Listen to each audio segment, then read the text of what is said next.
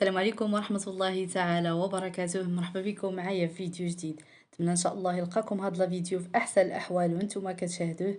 اقتراحات اليوم ان شاء الله غنقدم معكم طاكوس بحشوة مميزة كتجي لذيذة بزاف ومغايرة على المعتاد، وكذلك غنقدم معكم هاد البسيطلات بالكفتة بالعجينة السحرية اللي كيجيونا مرقين ولذاذ بهاد الحشوة اللي كتجي اكثر من رائعة. اكيد الا جربتوا هاد الوصفات غادي يبقاو المعتمدين عندكم. ما تنسونيش من واحد اللايك من باب التشجيع، وكذلك بارطاجيو الوصفه لتعم الفائده. الا جربتوا هاد الوصفات ما تنساوش تخليوني هنا تعاليق ديالكم في القناه، وكذلك التطبيقات ديالكم على صفحتي على الفيسبوك. نخليكم مع هاد الوصفات على بركه الله باش نشوفوا طريق. على بركه الله غنبداو هنا في الحشوه ديال الطاكوس. عندي هنا الخس والمايس والثوم والموتزاريلا والفرماج الاحمر وبصله صغيره شحرتها في شويه ديال الزيت. ممكن ديروها خضراء، مره كنديرها خضراء مره كنشحرها في شويه ديال الزيت حتى كيتغير اللون ديالها باش كتطلق البنه.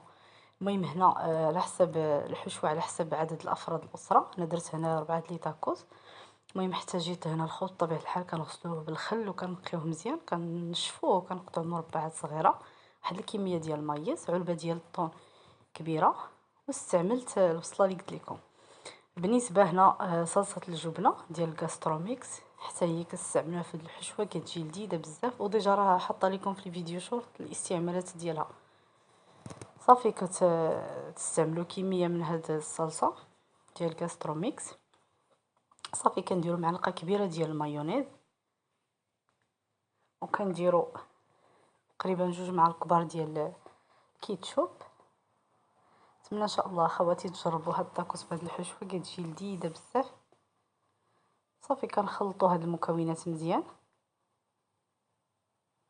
هاد لي طاكوس بهاد الحشوه ديال الطن وهاد الحشوه اللي قلت لكم كتجي هائله ولذيذه، غير جربوها على ضمانتي. صافي هنا كناخذوا خبز ديال الطاكوس، كنديروا الفرماج ديال لي ساندويش مربعات، كنقطعوا بهذا الشكل او كنحطوهم مربعات يعني كما بغيتو. هنا عندي ديال الشيدر وعندي العادي البيض والصفر.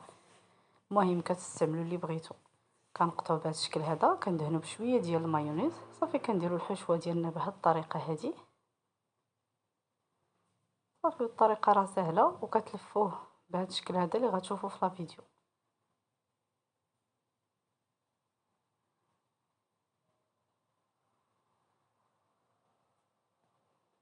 صافي كنستمروا بنفس الكيفيه حتى غادي نساليو هاد الكميه اللي عندنا كامله.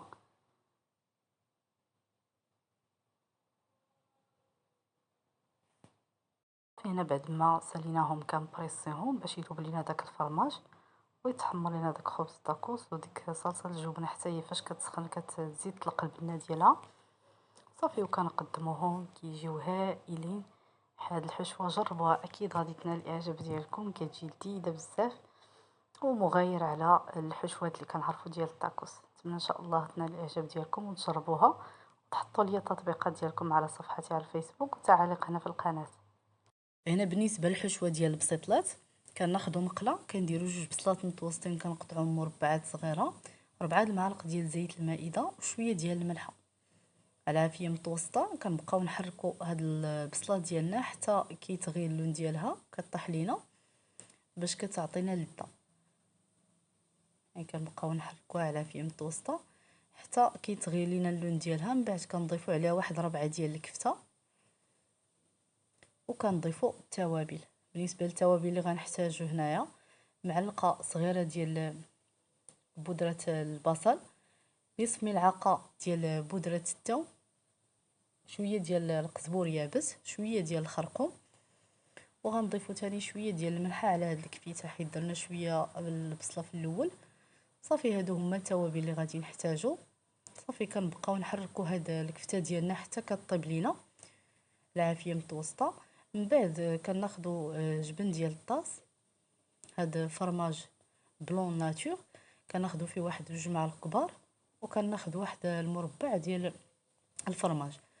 يعني ممكن تستعملوا الفرماج مربع او مثلث اللي بغيتو، كتستعملوا هاد 2 معالق كبار ديال هاد الفرماج بلون ناتور، كيعطيها واحد اللذه اللي رائعه. ولا ما توفرش ممكن تستعملوا غير الفرماج مثلث او مربع. هنا كتدخلوا للقناه ديالي كتفرجوا على فيديو وكتبقاو هابطين حتى كتوصلوا هاد الفيديو ديال العجينه السحريه. ما بغيتش نعاود معكم هاد العجينه في هاد العجين زعما في هاد لا فيديو باش ما يجيكمش طويل، يعني راه كاين بالتفصيل ممل في قناتي.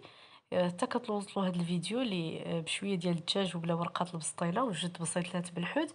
نتمنى ان شاء الله تجربوا هاد البسيطلات بالحوت حتى هما بلا حوت كيجيو هائلين.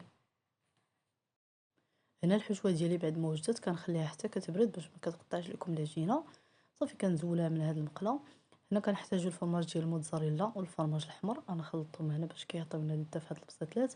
صافي العجينه ديالي هنا بعد ما ارتاحت دابا غادي ندوز باش نشكلوا هاد البسيطلات. هنا كناخذوا هاد المولات الصغار، يعني الحجم كبير او متوسط او صغير على حسب البسيطلات الحجم اللي بغيتو يكونوا بهم هاد البسيطلات. يعني الطريقة واضحة في الفيديو. هنا بالنسبة للزبدة اللي شطت ليا ديال التورق، انا استعملت هنا الاطلس، هي اللي مزيانة في التورق. هذه اللي كاينه في الزليفه هي اللي شطت ليا في دوك المسمنات اللي كنشكلو بهم دابا بسيطلات. صافي خليتها باش كنبسط بها هكا في الاخير. صافي الطريقة واضحة، يعني كنحاولوا نبسطوا الجناب يكونوا سمك رقيق، وبالنسبة للوسط كنخليوه سمك غليظ. صافي كنشكلو بهذا الشكل هذا، كنوضعو الكفيتلو والفرماج وكنسدو بهذه الطريقة هذه. الفيديو موضح كلشي. صافي من بعد كنبسطوهم شويه وكنحطوهم في اللاطه، يعني طريقه لي ساهله ودغيا كيوجدوا. صافي غادي نستمر بنفس الكيفيه حتى غادي نسالي هاد الكميه ديال الحشو اللي عندي، نوجد بها هاد البسيطلات ومن بعد ان شاء الله نتلاقاو.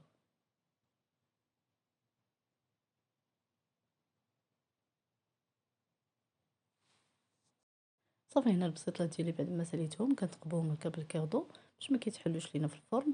هنا كناخذوا صفر بيضه مع شويه ديال الخل وشويه ديال الحليب، كنخلطوهم وكندهنوا بهم هاد البسيطلات ديالنا. صافي وكندخلوهم الفرن، الفرن الكهربائي او الغازي، انا متوفر عندي بجوج، المهم كتستعملوا اللي بغيتو. انا دابا غنديرهم في فرن غازي، كنشعلو حتى كيسخن مزيان، كنحطهم لتحت حتى كيتحمروا ومن بعد كنحطهم الفوق حتى كيتحمروا وكيطيبوا لينا، ومن بعد كنديروا فيه شويه الفرماج من الفوق.